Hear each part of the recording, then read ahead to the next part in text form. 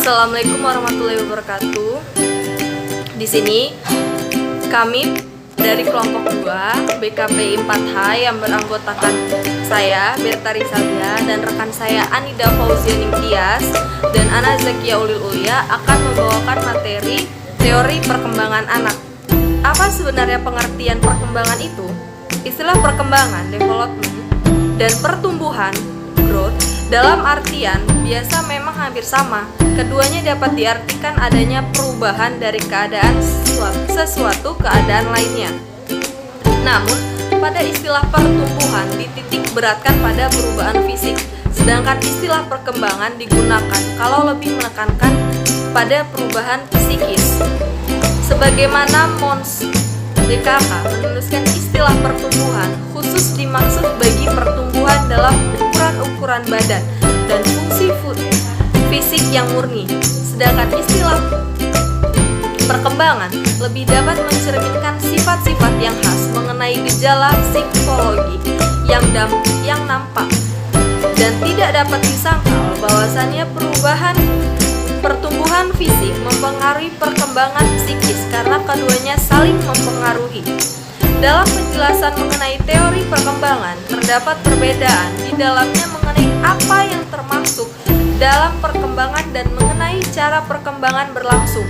Namun terdapat beberapa prinsip umum yang didukung hampir setiap ahli, yaitu yang pertama, manusia berkembang dalam tingkat yang berbeda, yakni dalam kelas Anda akan memiliki seluruh benangan contoh.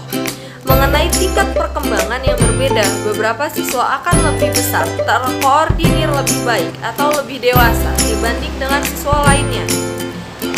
Yang kedua, perkembangan relatif runtut, yakni orang cenderung mengembangkan kemampuan tertentu sebelum kemampuan yang lain. Yang ketiga, perkembangan berjalan secara gradual, yakni sangat jarang pertumbuhan terjadi setiap hari. Jadi, dalam perkembangan manusia membutuhkan waktu, dan perkembangan itu berjalan relatif sangat lambat dan tidak setiap hari berlangsung. 2. Teori-teori perkembangan. Teori perkembangan yang diantaranya yakni yang pertama, teori nativisme, teori yang berorientasi pada biologi. Aliran nativisme belajar dari kata natus, lahir, dan nativis, pembawaan, yang ajarannya mengandung memandang manusia atau anak manusia sejak lahir telah membawa sesuatu kekuatan yang disebut potensi dasar.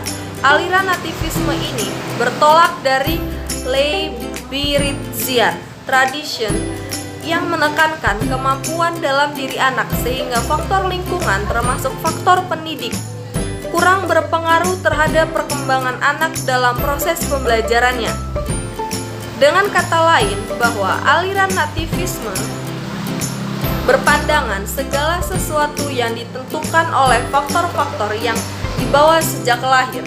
Jadi perkembangan individu itu semata-mata dimungkinkan dan ditentukan oleh dasar turunannya.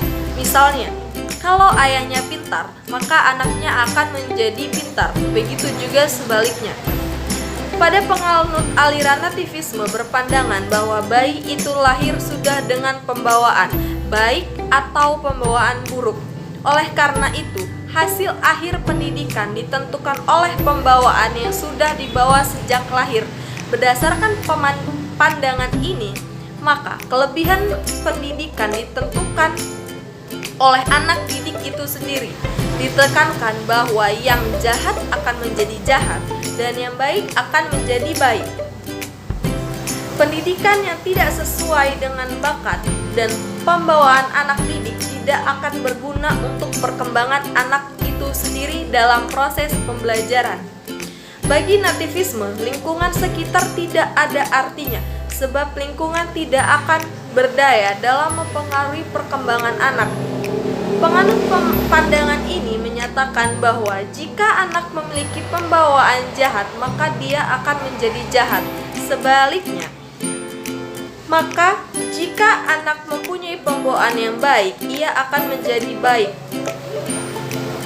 Pembawaan buruk dan pembawaan baik ini tidak dapat dirubah dari kekuatan luar. Tokoh utama pelopor aliran nativisme adalah Arthur Schopenhauer, Jerman 1788 sampai 1860. Tokoh lainnya seperti J.J. Rousseau, seorang ahli filsafat dan pendidikan dari Prancis. Kedua tokoh ini berpendapat bahwa pentingnya inti privasi atau jati diri manusia, meskipun dalam keadaan sehari-hari sering ditemukan anak mirip orang tuanya secara fisik dan anak juga mewarisi bakat yang ada pada orang tuanya. Tetapi pembawaan itu bukanlah mempengaruhi satu-satunya faktor yang menentukan perkembangan. Masih banyak faktor yang dapat mempengaruhi pembentukan dan perkembangan anak dalam menuju kedewasaan. Materi selanjutnya akan dibawakan oleh Mbak Anida. Nama saya Anida Fauziani Tias, NPM 1811-08-003.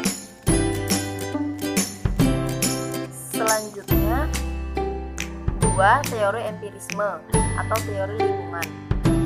Dari namanya saja sudah dijelaskan bahwa teori ini adalah teori lingkungan.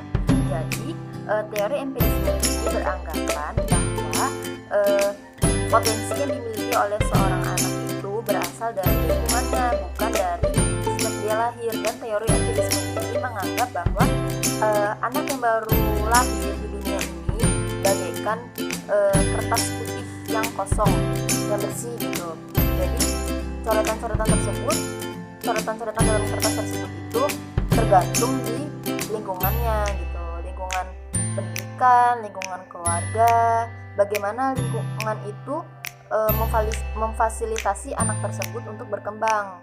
Terus apa saja yang ingin ditulis dalam kertas putih tersebut gitu. Jadi teori empirisme ini dia tergantung sama lingkungannya. Jadi jika anak ingin mendapatkan yang terbaik gitu, pendidikan terbaik, masukkan fasilitas juga harus baik gitu. Jadi seperti memasukkan ke sekolahan yang unggul, terus mengadakan private dan keluarga mengawasi pergaulan, terus keluarga sangat tergantung lingkungan lah. Jadi kalau lingkungan itu rusak di dalam teori ini, maka anak tersebut juga akan ikut rusak. Lalu selanjutnya adalah teori konvergensi. Konvergensi itu berasal dari kata konvergen yang artinya bersifat maju kepada suatu titik tertentu.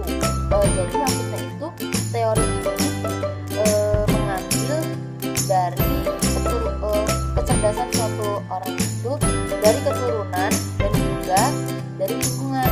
Kalau tadi kan teori sebelumnya dia menganggap dari lingkungan juga. Kalau teori ini dia beranggapan dari keturunan juga dan lingkungan juga. Jadi kalau misalkan memang dari orang tuanya itu memang orang tua pintar, terus anak itu bisa saja membawa gen orang tua tersebut gitu. Jadi lebih bisa nangkep gitu dalam pelajaran. Tapi kembali lagi juga sama lingkungannya. Kalau lingkungannya tidak mendukung, walaupun dia terlahir sebagai anak yang pintar dari gen kedua orang tuanya ataupun salah satu dari kedua orang tuanya itu, jika tidak diasah, tidak di lingkungan yang tepat, maka sama saja halnya dengan anak tersebut ya biasa saja gitu loh, tidak cerdas ataupun intinya kecerdasan itu tidak diasah secara baik dan benar. Nah, teori konvergen ini ada perintisnya yaitu William Stern, seorang ahli dari Jerman yang berpendapat bahwa setiap anak sejak lahir itu membawa pembawaan baik dan pembawaan buruk. Jadi bakat itu tuh tidak berkembang secara sendirinya. Jadi pembawaan baik maupun pembawaan buruk itu tergantung kepada dua tadi, keturunan dan lingkungan. Di dalam Al-Quran sendiri sudah dijelaskan jelas bahwa setiap individu itu lahir dengan fitrah fitrah di sini fitrah di sini itu maksudnya dia setiap orang itu menurut fitrah itu menurut Al-Qur'an menerima pengaruh dari dalam atau keturunan dan dari luar, dari lingkungan. Jadi di Al-Qur'an tersebut itu bisa mendukung oleh teori konvergensi ini. Jadi di Al-Qur'an juga sudah menegaskan bahwa seorang anak itu lahir dengan fitrahnya masing-masing. Baiklah, sebelumnya izin memperkenalkan diri. Nama saya Ana Zakia Ulil Ulia dengan NPM 1811080220. Di sini saya akan melanjutkan materi yang sebelumnya dijelaskan oleh Anida Fauzini Tias, yaitu teori yang keempat, teori interaksionisme. Teoretikus yang terkenal adalah Piaget. Teori Piaget menganggap perkembangan sepanjang waktu sebagai sebuah kemajuan tingkat. Ia percaya bahwa semua orang muda melalui 4 tingkat perkembangan kognitif yang sama dalam masa perkembangannya. 4 tingkat perkembangan kognitif yang dikemukakan oleh Piaget, yaitu yang pertama masa bayi atau bakita, atau sering kita menyebutnya masa sensori motorik. Usianya yang sesuai yaitu 0 sampai 2 tahun. Karakternya mulai menggunakan imitasi atau meniru. Memori dan pikiran mulai mengetahui bahwa objek yang tidak sirna itu tidak akan hilang. Berubahnya dari tindakan refleks menuju tindakan yang terarah. Selanjutnya masa anak-anak awal atau pra-operasional. Usianya 2 sampai 7 tahun.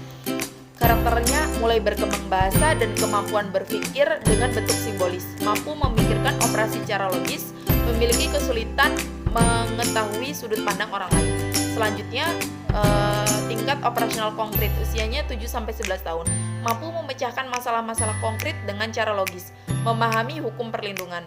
Selanjutnya operasional formal, usianya 11-15 tahun. Karakternya mampu memecahkan masalah abstrak dengan cara logis, pemikiran menjadi lebih ilmiah, mengembangkan terhadap isu-isu sosial. Selanjutnya teori yang kelima yaitu teori psikodinamika.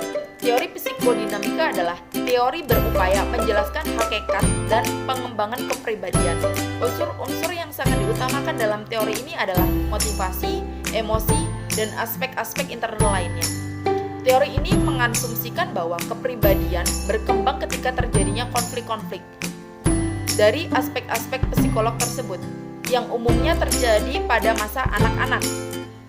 Para teoritis psikodinamika percaya bahwa perkembangan merupakan suatu proses aktif dan dinamis yang sangat dipengaruhi oleh dorongan-dorongan atau impuls-impuls individual yang dibawa sejak lahir, serta pengalaman-pengalaman sosial dan emosional mereka. Perkembangan seseorang atau anak terjadi pada serangkaian tahap. Pada masing-masing tahap, anak mengalami konflik-konflik internal pada serangkaian tahapnya tersebut yang harus diselesaikan sebelum memasuki tahap berikutnya. Teori psikodinamika dalam psikolog perkembangan banyak dipengaruhi oleh Sigmund Freud dan Erik Erikson. Mengenai perkembangan pada anak-anak sendiri dapat dijelaskan beberapa macam perkembangan sebagai berikut. Yang pertama itu perkembangan psikoseksual. Teori psikoanalitis dari Freud menekankan pentingnya pengalaman masa anak-anak awal dan motivasi di bawah sadar dalam mempengaruhi perilaku. Teori menyatakan bahwa kepribadian tersusun dari 3 komponen, yaitu id, ego, dan superego. Selanjutnya, dalam perkembangan psikoseksual anak sendiri, Freud mengemukakan bahwasannya pengembangan anak dibagi dalam beberapa tahap, yaitu fase oral 0-11 bulan, fase anal 1-3 tahun, fase falik itu 3-6 tahun, fase laten 6-12 tahun. Yang selanjutnya itu ada fase genital 12-18 tahun. Nah, selanjutnya perkembangan psikososial Erik Erikson. Erik Erikson merupakan penganut teori psikodinamika atau psikososialis dari Freud secara umum. Tahapan perkembangan psikososial ini menekankan perubahan perkembangan sepanjang siklus kehidupan manusia. Masing-masing tahap terdiri dari tugas yang khas yang menghadapkan individu pada suatu permasalahan atau krisis bila mana tidak ada atau tidak dapat melampaui dengan baik. Semakin individu tersebut mampu melakukan kritis, maka akan semakin sehat perkembangannya. Adapun 8 tahap perkembangan psikososial sepanjang siklus kehidupan manusia dijelaskan sebagai berikut. Yang pertama, percaya versus tidak percaya, yaitu usia 0 sampai 1 tahun. Selanjutnya, tahap onotomi versus rasa malu dengan ragu, yaitu usia 1 sampai 3 tahun. Selanjutnya, tahap inisiatif versus rasa bersalah, 3 sampai 6 tahun. Tekun versus rasa rendah diri, 6 sampai 12 tahun. Tahap identitas dan kebingungan identitas, yaitu usia 12 sampai 20 tahun. Selanjutnya, keagraban versus keterkucilan, yaitu usia 20 sampai 30 tahun. Selanjutnya, bangkit versus tetap mandek, usia 40 sampai 50 tahun. Yang terakhir, keutuhan dan keputusasaan, yaitu usia 50 tahun ke atas. Baiklah, mungkin cukup sekian yang bisa kami sampaikan. Bila ada kesalahan kami mohon maaf. Saya akhiri, ihdinas siratal mustaqim, wallahul muwaffiq ila aqwamit thoriq. Wassalamualaikum warahmatullahi wabarakatuh. Dadah.